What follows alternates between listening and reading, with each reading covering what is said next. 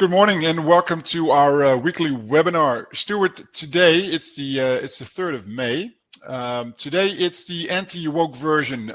So for all the wokies out there, you should switch off right now because we're talking about coal, we're talking about oil. And we're talking about healthcare, which the wokies and the non-wokies can agree is nice, right? Yeah, but we'll do that at the end, just to annoy the wokies. All right. Anyway, all right. So yeah, a trigger warning here. We're going to talk about some stuff that the wokies don't like.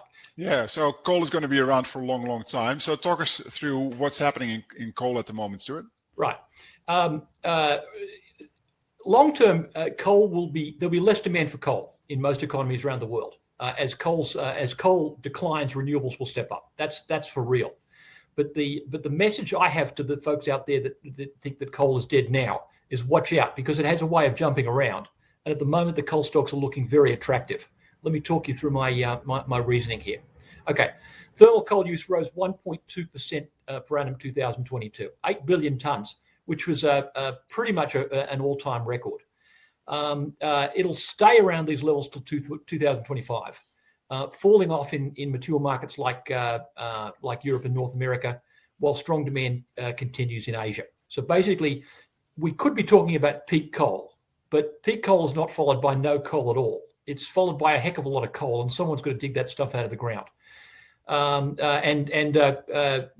0.8 is not zero either. So we're talking flat, but there's still demand for it.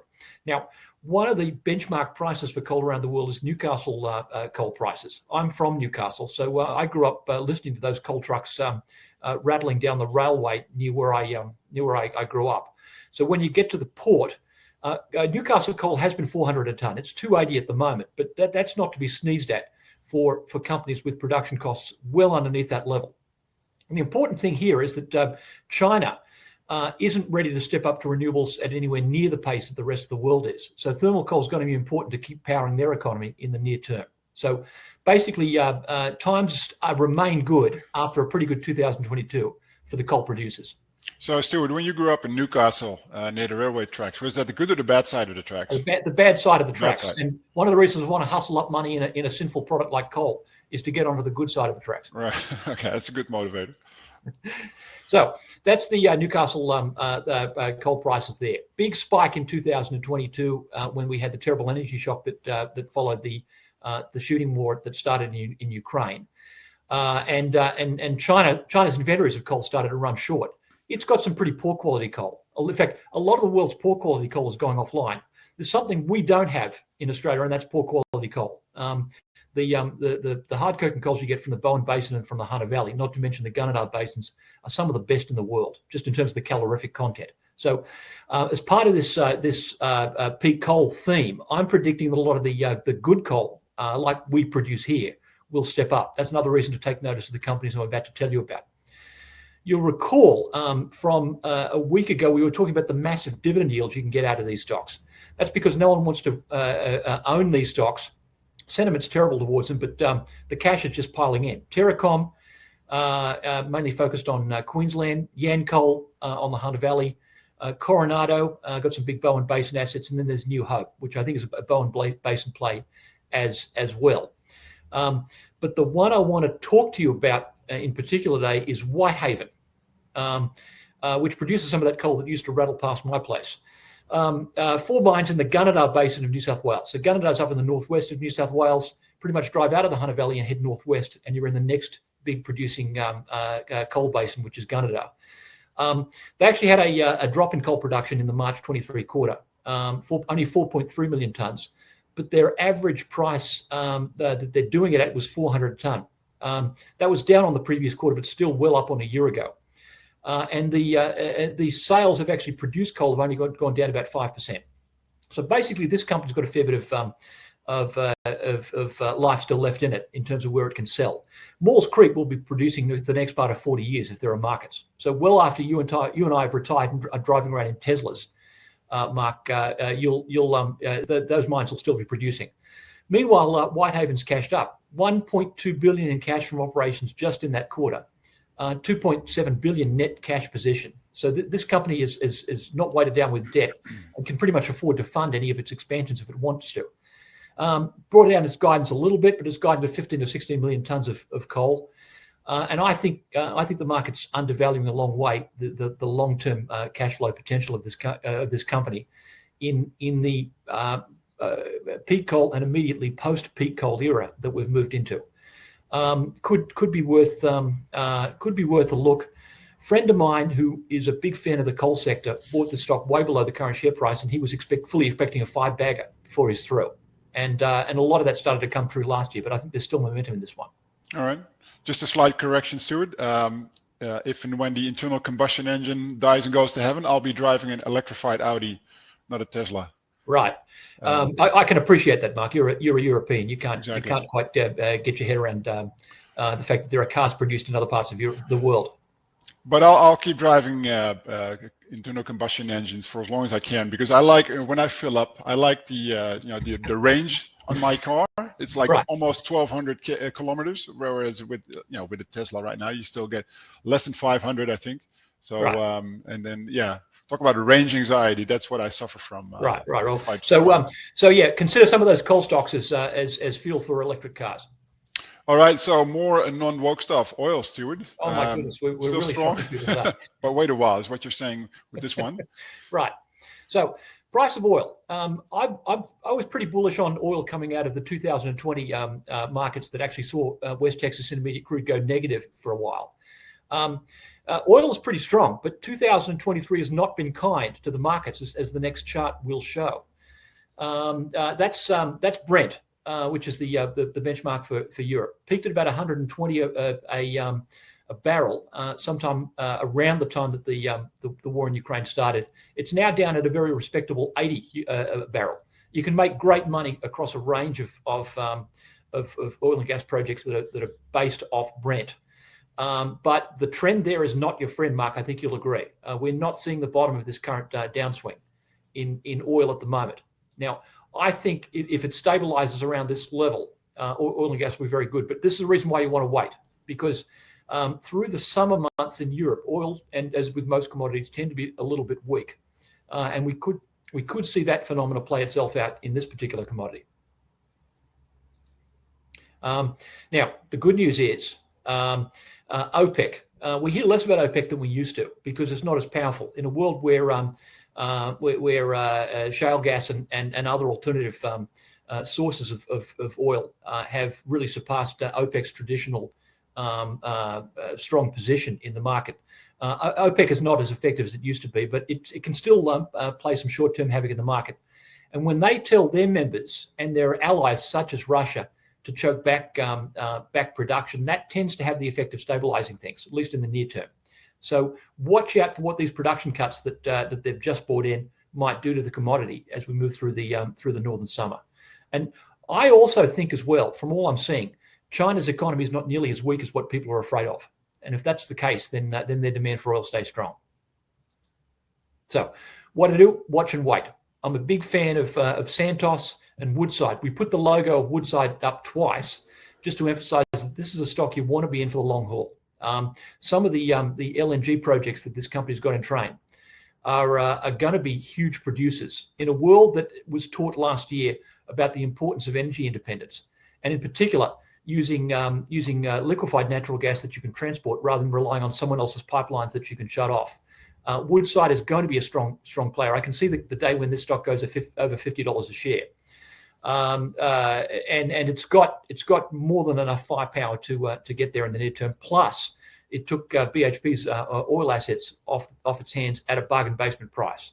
So Woodside is my preferred out of these two, but Santos is pretty good too. What both these companies have is expansion ethics, where they're laying their hands on assets fairly cheaply, and when the commodity turns, I think the stock price turns with them. And there's another one I wanted to draw your attention to. We've just done an interview with Hartshead Resources, HHR, which we'll be putting up on our website shortly. Mark, I bet before you heard me talking about this, you'd never heard of Hartshead Resources. No, I was surprised to hear this company, and also the massive undervaluation that you talk about in that interview. Actually, it's up on the website already. Right. Go do yourself a favor. If there's nothing else you do today in terms of looking at your portfolio, go take a look at the interview that I conducted last Friday with Chris Lewis of Hartshead Resources. This is a company run out of the UK. The diagram you can see on the slide is the 4 gas fields that this company controls in the southern part of the North Sea, offshore. And so in the English part, not the Scots part. There's plenty of gas and oil in the North Sea, Marcus. You can attest because it funded a lot of your childhood prosperity, the original discovery of the Groningen gas fields back in the mid-60s. Yep. Kicked this whole thing off. Then there was the Ekofisk discovery that in Norway's sector that Phillips Petroleum did in 1969. 1970, the first big oil discoveries made in the North Sea. Well, North Sea has been the gift that keeps on giving. So here's 4 as yet undeveloped fields in the southern part of the North Sea that are controlled by Hartshead. When I first met this company last year in Perth, what they were talking about was looking for a development partner to actually fund in a phased way the development of these assets. Well, they've just landed that in terms of a UK company called Rockrose, which is backed by a privately held Italian company called Viaro. They're expanding when a lot of people are getting out of oil and gas. And they've funded the development of this by taking 60% of it in return for the equivalent of about 200 million Australian. Now, what's remarkable about that is that the transaction actually values Hartshead's remaining share of the fields at about 22 cents a share. At the moment, you can get them. Well, they closed yesterday on ASX at 3.4. So potentially there's a 6 or 7 bagger here if the monkey gets around to properly pricing these assets. I think that as sentiment has gone out on oil and gas due to the price weakness we're seeing, everything is being thrown out. So people have probably not discovered the bonanza that Hartshead Resources is sitting on. In the interview, I talked with Chris Lewis, who was a POM. Now, he may be a POM, but he spent 7 years working in Perth, so he knows the way we think. He has a track record of developing assets, in some cases with these sort of returns. And he describes one of them in the Rift Valley Basin in Kenya that he was involved in for a TSX-listed company earlier in his career. This one could be next. So take a look at that interview and see if it makes sense. Now, there's some project financing got to be raised in their final investment decision. That'll be coming up later this year. But if they get to that point, then potentially you've got some serious shareholder value coming the way of Hartshead Resources shareholders. All right. Well, that video, you can see that on the video page of the Stocks on Other website. So check that out. Finally, Stuart, for the wokies, not wokies, but in general. So we're moving away from it's good for all of us. Exactly, moving away from the non-woke stuff. Healthcare. So as you've talked about previously on this webinar and also on Ausbiz, for instance, is the massive bear market last year. But it looks like we're sort of coming out of that phase, right? Things are starting to look up again. Right. The thing about healthcare was it got bid to unrealistic levels during the COVID period. Because the nurses and doctors were keeping some of us alive, the expectation was that healthcare was going to be at high multiples forever. Well, the pandemic's gone away, more or less. And with it, a lot of the premiums washed out of the stocks. But I'm seeing recovery, not just in the biotech and medical device developers, but in the big guys as well. Now, Mark, just as an aside, I'll be talking about a lot of this in a presentation I'll be giving in Sydney on the 15th of June to the Australian Investors Association. We'll put the invitation to that meeting up on our website if the AIA gives us permission. But I think it'll be a great morning, and I'll be sharing a lot of my insights gained over the years as a healthcare analyst at that meeting. So the message for investors looking at healthcare again is healthcare is a sector that's never in recession, because populations everywhere are aging, people are getting more and more unhealthy. At the same time, new treatments are getting developed, the tech's getting better, in particular the information technology. Feasibly, that could cut back the cost of healthcare, but the trade-off is always people want more healthcare and better quality healthcare if it's available. And healthcare is turning into a bit of a funding issue. If you cut back the healthcare budget, then people are coming after you with pitchforks, basically, and will punish you seriously at the ballot box, to the point where your electoral prospects are in hospital, if not your own physical person. And the final thing is most healthcare systems are opaque, very difficult to navigate, and in an environment which makes it easy to maintain pricing. I mean, Mark, we can talk another time about the experience you had trying to get your leg fixed a little while ago. It was not easy finding the right treatment for the knee injury that you had, right?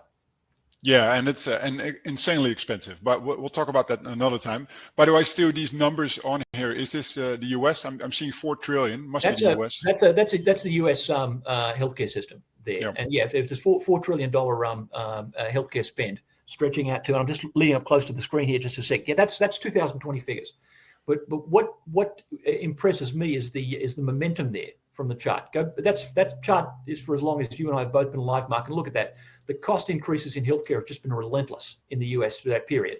America's just more expensive, but the trend is the same just about everywhere you go. Yeah. So the other, and to that point, Australia's no exception to the healthcare rule. Our healthcare budget across the board is about $200 billion, and it grows at 3 or 4% a year, which is well ahead of population growth.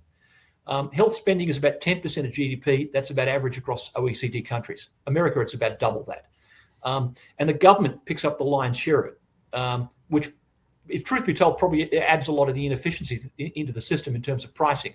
The good news is for private sector operators that know how to work that system, it's good pricing for them as well. Now, one stock, we might talk about this in the next few webinars, but one healthcare opportunity I want to draw your attention to coming out of the quarterly reporting season is ResMed.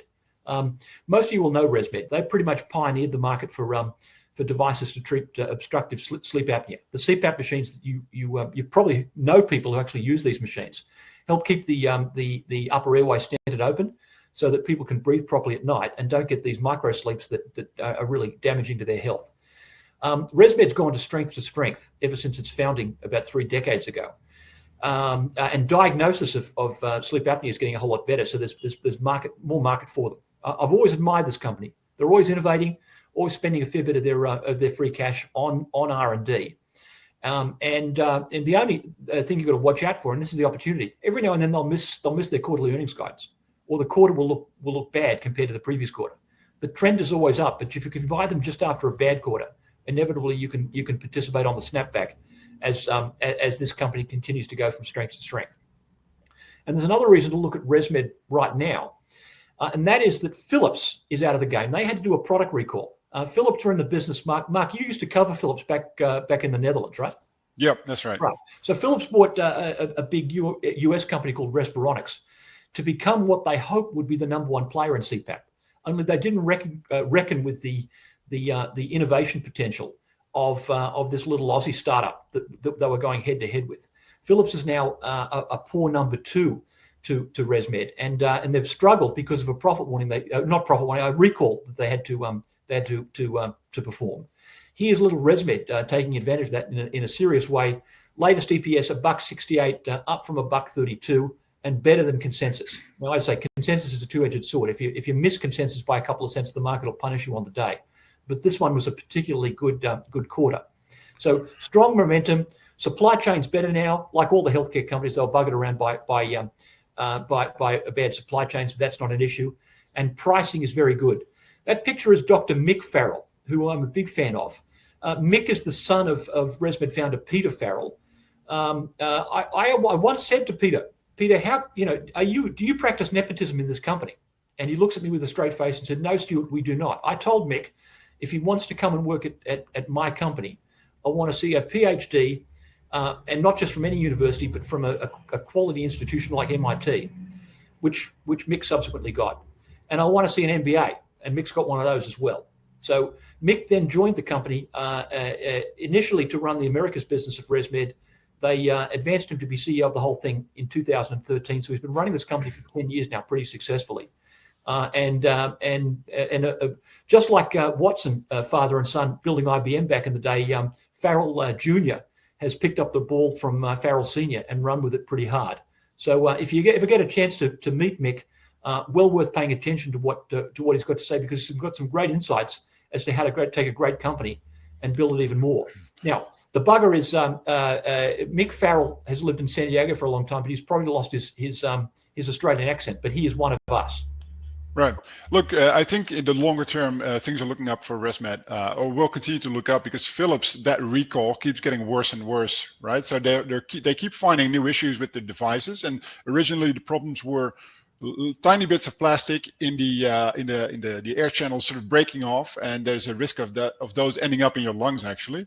Right. But that problem keeps expanding, so they're finding more and more issues with those machines, and it's already cost Philips' CEO his neck, so they kicked him out a little while ago. So this is not something that and you'll know this better than I do, Stu, but in the medical world, this is not something that you can resolve easily, and especially getting confidence back from customers, from the hospitals, right? So Absolutely. I think ResMed will be enjoying that Philips headwind or their own tailwind for a lot longer than many people think, I believe. Right.